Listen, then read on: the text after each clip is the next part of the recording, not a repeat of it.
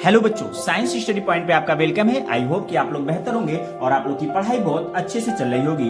बच्चों, आज हम बात करने वाले हैं क्लास 10 फिजिक्स के विद्युत धारा के चुंबकीय प्रभाव से दो ऐसे महत्वपूर्ण प्रश्न जो पिछले 2013 से 2021-22 तक लगातार पूछे गए हैं। बच्चों, यानी ये ऐसे प्रश्न है, अगर आप इन दोनों प्रश्नों को अगर अच्छे से तैयार कर लें तो ये 7 नंबर आपको देंगे। यानी इन दोनों प्रश्नों को बच्चों अगर आपने तैयार किया तो ये 7 नंबर आपके कहीं ना गए हैं, यानी 7 नंबर आपके फिक्स हो जाएंगे। तो बच्चों, अगर आपने चैनल को सब्सक्राइब नहीं किया तो चैनल को जरूर सब्सक्राइब करें और बेल आइकन को प्रेस करें। धन्यवाद। आइए स्टार्ट करते हैं आज के अपने बहुत ही महत्वपूर्ण प्रश्नों की सीरीज को।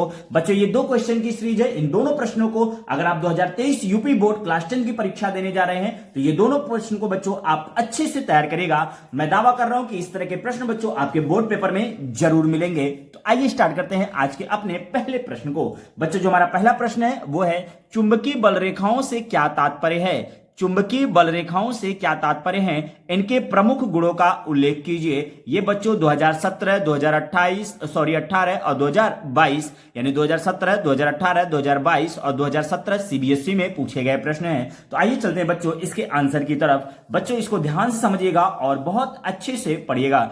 चुंबकीय बल रेखाएं क्या होती हैं? तो चुंबकीय क्षेत्र में वे काल्पनिक रेखाएं चुंबकीय क्षेत्र में वे काल्पनिक रेखाएं जो उस स्थान में चुंबकीय क्षेत्र की दिशा को प्रदर्शित करती हैं, चुंबकीय बल रेखाएं कहलाती हैं। चुंबकीय क्षेत्र में वे काल्पनिक रेखाएं जो उस स्थान में चुंबकीय क्षेत्र की दिशा को प्रदर्शित करती हैं, चुंबकीय बल रेखाएं कहलाती हैं। तो ये बच्चों चुंबकीय बल रेखाओं की परिभाषा थी। अब आगे हम बात करते हैं चुंबकीय बल रेखाओं के गुणों की बात करेंगे। बच्चों, एक एक क्वालिटी को हम यहाँ पे डिस्कस करेंगे।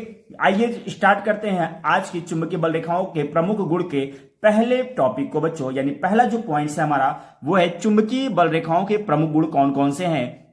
तो देखिए बच्चों, जो पहला जो पॉइंट है वो है कि चुंबकीय बल रेखाएं सदैव चुंबक क्षेत्र की दिशा को प्रदर्शित करती हैं। यानी जो चुंबकीय बल रेखाएं होंगी बच्चों वो सदैव चुंबक क्षेत्र की दिशा को प्रदर्शित करती हैं। आइए बच्चों चलते हैं दूसरे पॉइंट की तरफ। दो चुंबकीय बल रेखाएं एक दूसरे को कभी नहीं काटती हैं। अगर ये बच्चों दोनों एक दूसरे को काट देंगी तो दो डायरेक्शन प्राप्त होंगे, जो कि पॉसिबल नहीं है। बच्चों, आइए चलते हैं तीसरे पॉइंट की तरफ कि तीसरा पॉइंट क्या है बच्चों, काफी इंपॉर्टेंट है। आप समझ सकते हैं कि इस तरह के प्रश्न आपके बोर्ड पेपर में पूछे जाते हैं। चुंबकीय बल रेखाएं सदैव चुंबक के उत्तरी ध्रुव से निकलती हैं तथा वक्र यानी गोला सर्कल गोला बनाते हुए तथा वक्र बनाती हुई दक्षिणी ध्रुव में प्रवेश करती हैं। कहां पे प्रवेश करती हैं बच्चों? दक्षिणी ध्रुव में प्रवेश करती हैं। चौथा जो पॉइंट है बच्चों वो काफी इंपॉर्टेंट है। याद रखिएगा कि चुंबक के ध्रुव के निकट जहां चुंबकीय क्षेत्र प्रबल होता है वहां बल रेखाएं पास पास होती हैं। यानी चुंबक के जो ध्रुव होते हैं उत्तरी और दक्षिणी ध्रुव के निकट जहां चुंबकीय क्षेत्र प्रबल होता है वहां बल रेखाएं पास पास होती हैं। तो बच्चों, ये हमारा चुंबकीय बल रेखाओं से संबंधित परिभाषा और उनकी क्वालिटी की बात की बच्चों, ये 4 साल लगातार पूछे गए प्रश्न। तो इन प्रश्नों को आप बहुत अच्छे से तैयार करिएगा। बच्चे, जो हमारा दूसरा इंपॉर्टेंट प्रश्न है वो प्रत्यावर्ती धारा तथा दिष्ट धारा में अंतर स्पष्ट करना है। बच्चों, आपने पहला प्रश्न देख लिया कितना इंपॉर्टेंट है, और ये दूसरा प्रश्न आप देख सकते हैं कि 2013, 2014, 2015 और 16, 17, 19, 20, 22 लगातार पिछले 10 सालों में ये प्रश्न पूछे गए बच्चों। यानी प्रत्यावर्ती धारा तथा दिष्ट धारा में अंतर आपको स्पष्ट करना है। तो आइए स्टार्ट करते हैं आज के इंपॉर्टेंट टॉपिक को। बच्चों, अगर चैनल सब्सक्राइब नहीं किया तो आपने चैनल को सब्सक्राइब जरूर करिएगा ताकि इस तरह के महत्वपूर्ण वीडियो आपसे छूट ना जाए। तो आइए स्टार्ट करते हैं प्रत्यावर्ती धारा तथा दिष्ट धारा में क्या अंतर होता है। देखिए 2013, 14, 15, 16, 17, 19, 20, 22 लगातार ये पूछे गए हैं। यानी 2013 से 2022 तक लगातार ये प्रश्न पूछे गए हैं। तो इन प्रश्न को अगर आपने छोड़ दिया तो सोचिए 7 नंबर आपने क्या कर दिया, मिस कर दिया। तो इन प्रश्नों को बच्चों आपको बहुत अच्छे से तैयार करना है और ऐसे प्रश्नों को आपको बिल्कुल इग्नोर नहीं करना है। देखिए प्रत्यावर्ती धारा और दिष्ट धारा में क्या क्या अंतर होती है इसके हम डिस्कस करते हैं। ठीक है, प्रत्यावर्ती धारा जो होता है बच्चों वो और दिष्ट धारा में क्या अंतर होता है। बच्चों जो प्रत्यावर्ती धारा और दिष्ट धारा अंतर होता है एक एक करके हम देखेंगे, यानी इस तरह के जो इंपॉर्टेंट टॉपिक्स है बच्चों आपसे छूट ना जाए, इसलिए चैनल को सब्सक्राइब करना ना भूलिएगा।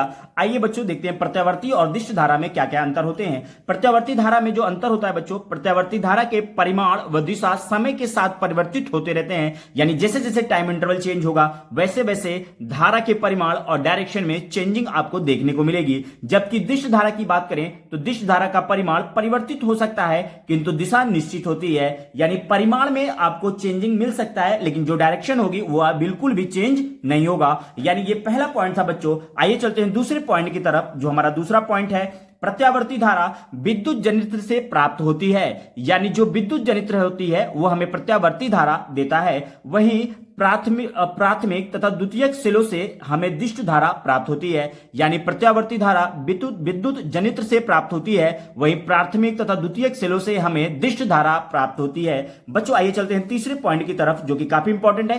प्रत्यावर्ती धारा दिष्ट धारा की तुलना में अधिक खतरनाक होती है, यानी प्रत्यावर्ती धारा जो होगी वो दिष्ट धारा से क्या होगी, ज्यादा डेंजर होगी। वहीं दिष्ट धारा जो होगी अपेक्षाकृत क्या होगी बच्चों, कम खतरनाक होती है। आपको बिल्कुल इसी तरह पॉइंट्स लिखने हैं, बिल्कुल इसी नोट्स को आपके बोर्ड पेपर में आपको लिखना है। आपको यही चीजें बिल्कुल जैसे बताया जा रहा है वैसे ही आपको बोर्ड पेपर में लिखना है बच्चों। आइए चलते हैं चौथे पॉइंट की तरफ। जो चौथा पॉइंट है प्रत्यावर्ती धारा में कि इसमें ट्रांसफार्मर प्रयुक्त किया जाता है, जबकि दिष्ट धारा में ट्रांसफार्मर प्रयुक्त नहीं कर सकते। यानी अगर आपको प्रत्यावर्ती धारा चाहिए तो उसके लिए आपको क्या लगाना पड़ेगा, ट्रांसफार्मर। अगर दिष्ट धारा आपको प्राप्त करना है तो बच्चों ट्रांसफार्मर का उपयोग नहीं करना है। आइए चलते हैं बच्चों पांचवें पॉइंट की तरफ, जो कि आखिरी पॉइंट और काफी इंपॉर्टेंट है। ये 2 नंबर के प्रश्न के रूप में भी बच्चों पूछा जा सकता है। प्रत्यावर्ती धारा को चोक कुंडली द्वारा बहुत कम ऊर्जा हास पर नियंत्रित किया जा सकता है, यानी प्रत्यावर्ती धारा को चोक कुंडली द्वारा बहुत कम एनर्जी खर्च करने पर भी नियंत्रित किया जा सकता है। वहीं बच्चों दिष्ट धारा को ओमीय प्रतिरोध द्वारा ही नियंत्रित किया जा सकता है। तो बच्चों ये था प्रत्यावर्ती धारा तथा दिष्ट धारा में अंतर। तो इस तरह के प्रश्न बच्चों 2013, 14, 15, 16, 17, 19, 20, 22 लगातार बोर्ड परीक्षा में पूछे गए हैं। तो बच्चों इन प्रश्नों को आप बहुत अच्छे से तैयार करिएगा। तो मिलते हैं बच्चों अगली वीडियो में एक नई सोच के साथ। धन्यवाद। जय हिंद, जय भारत।